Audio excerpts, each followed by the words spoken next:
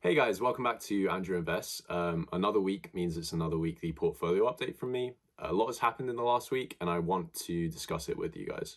So, obviously, last week marked the start of earnings season. One of my holdings, Netflix, kicked it off with a bang. So, I want to take you through the earnings report itself, tell you some of the key takeaways that I took, and also just discuss the future of Netflix as a business. In other news, Google decided to slash its workforce by 6% globally. And as a software developer myself, I want to talk about some of the layoffs that have happened in the tech sector over the last few months and also speak about how that will impact the share price of these companies over the next year. As you can see, my portfolio has had some minor moves over the last week. It's actually gone down in pound terms, but up in dollar terms. And that's just because of a recent trend of dollar weakness. It's been happening for a couple of months now, actually.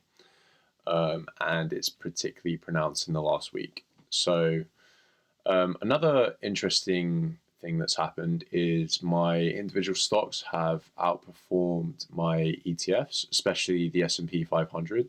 That was down about 2% in pound terms and probably like 1% in dollar terms.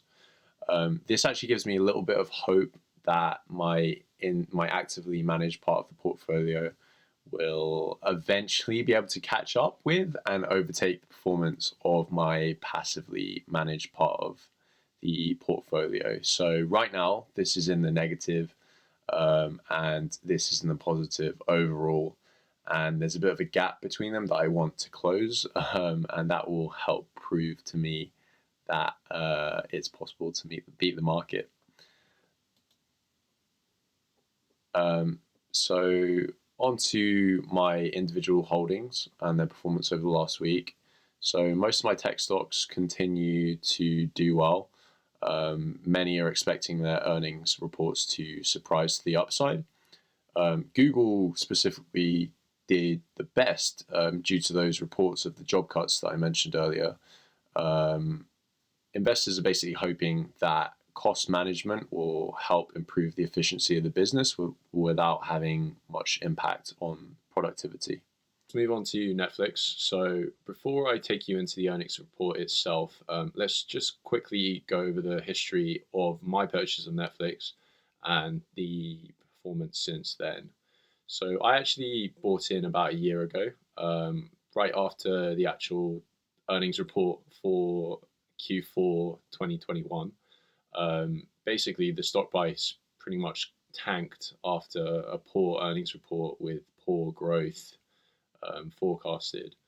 After that, there was a bit of sideways movement, and then the next earnings report came out, which was also awful. Some legendary investors like Bill Ackman actually bought in at a similar time to me, and then sold right here at the bottom, which actually did not fill me with very much confidence in the stock, and discouraged me from actually buying more.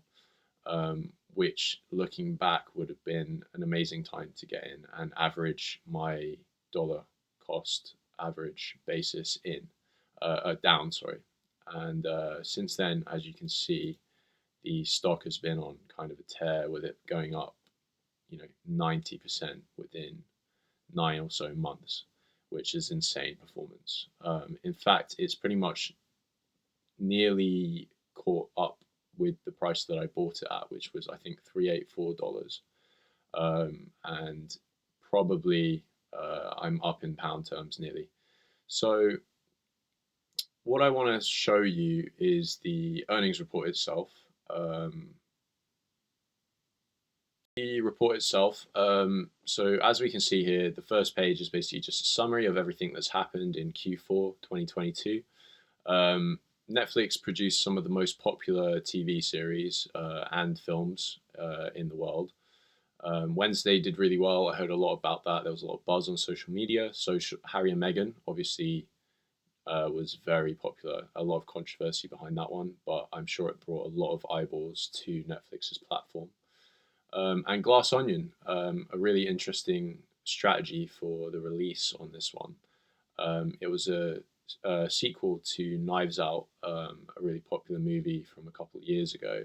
And what they did for this was release it in the cinemas for about 2 weeks, and afterwards move it immediately onto Netflix. So it effectively generates a bit of buzz around the movie by allowing people to get in and watch it in the cinemas, and then forces people to have to get a Netflix subscription in order to watch it.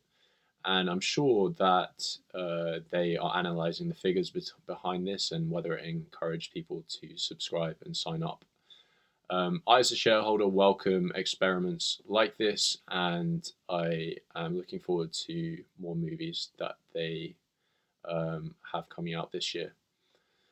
Something else of note was the ad-supported plan that Netflix spoke about a lot last year. They copied Disney and basically offered a plan whereby you can pay less monthly, but you have to watch ads in order to see videos. And from what I've heard, it's not done as well as what they hoped for, but it definitely has, I'm sure, increased the number of subscribers by at least a few million um, for the company, and thus is a positive. And also, usually, if you're going to be on the ad tier plan, I would suspect that most people would end up upgrading anyway, just for ease of ease of use. The previous CEO of the company, Reed Hastings, stepped down and became the executive chairman. He let Ted Sarandos fill his shoes, and I think the succession plan at Netflix is actually has been very successful, um, with them retaining the experience of Reed Hastings and also allowing people like Greg Peters to learn from him as co-CEO. When you compare that with competitor businesses like Disney, who have recently had to call back their previous CEO, Bob Iger, after firing his what was meant to be his replacement, Bob Chapek, you really can see how Netflix are planning ahead for the future with leadership. Onto the figures themselves. So I think the key takeaway that investors took from this report that caused the price of the stock to bounce by so much after the release of it is the growth in global streaming paid memberships. So as you can see here, there's 4% growth year on year, and after a year of pretty stagnant growth figures with subscribers hovering around 220 million, um, I think investors really welcomed the growth in this subscriber figure. I'm sure the ad tier plan actually probably contributed quite a bit to this, although Netflix weren't going to release the figures or the statistics of this just yet. So another interesting figure here that we can see is the free cash flow, which actually increased by a significant amount year on year compared to Q4 2021. However, the total cash flow for free cash flow for the year was down as compared to 2021. Although I think it's definitely welcome that uh, the stock is now actually producing a reliable profit, and a reliable positive free cash flow, and has been doing for a few quarters now. Other than the headline figures, I wanted to draw your attention to this graph in the Netflix earnings report, which actually forms a large reason behind my investment thesis in Netflix. So a lot of people believe that the growth in Netflix subscriber numbers has pretty much petered out and will pretty much stagnate over the next few years, with a lot of Netflix's competition eating into the amount of money that people can spend on streaming services, and basically prevent growth, with the market supposedly being saturated as well. What you can see in this graph is basically a split of the total amount of TV time that people spend on traditional TV, on other streaming services, and then on Netflix. So as you can see, there's a huge amount of time still being spent on legacy, TV media, and even with all of the competition that Netflix has in streaming, there's still a huge amount of growth that can be done, and this share can be cut down massively. I predict that at least 90% of TV time will be spent on streaming services in the future, over the next few decades, as these legacy forms of media start dying out. In the UK, we even have to pay for TV licenses to watch legacy, live media, which obviously is a huge advantage, and maybe that's why, well, maybe why Netflix is better is a higher number in the UK than the US. And obviously, there's a huge amount, even more growth in these developing countries here. So I really don't think that Netflix's subscribers will stagnate, at least for another 10, 20 years. And I think there's a huge amount of growth potential there, which is still to be unlocked. Last thing I wanted to talk about is all of the job cuts that have been hitting all of the major tech companies over the last few months and the last year. Google recently announced that they are cutting 6% of their global workforce, and they join a long list of other tech companies.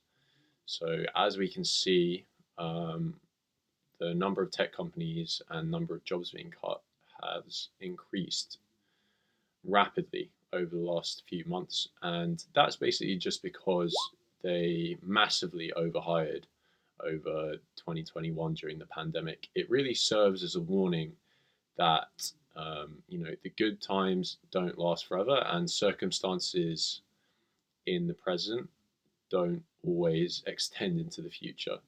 So a lot of these tech companies hired expecting the boom from people working from home, being locked inside, to continue forever. But obviously that didn't happen.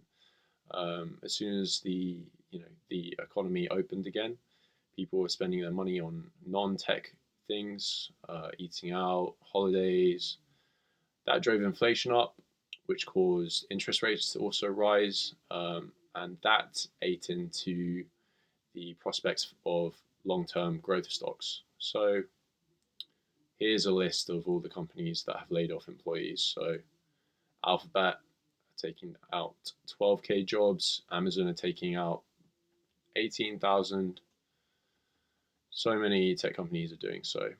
I do think that this is a positive. I think that companies recognizing that they overhired and overspent during the pandemic can only be a good thing.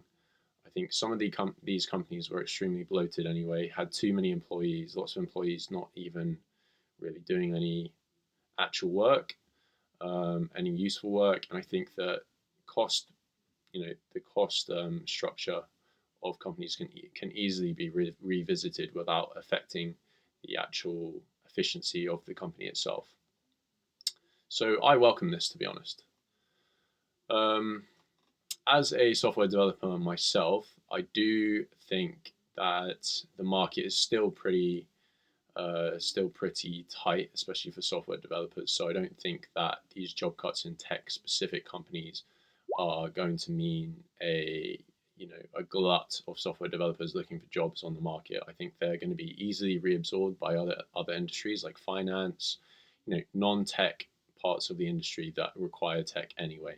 Most companies are becoming at least a tech company in some part anyway nowadays, and I don't think that software developers are going to be facing wage cuts or anything like that in the long term.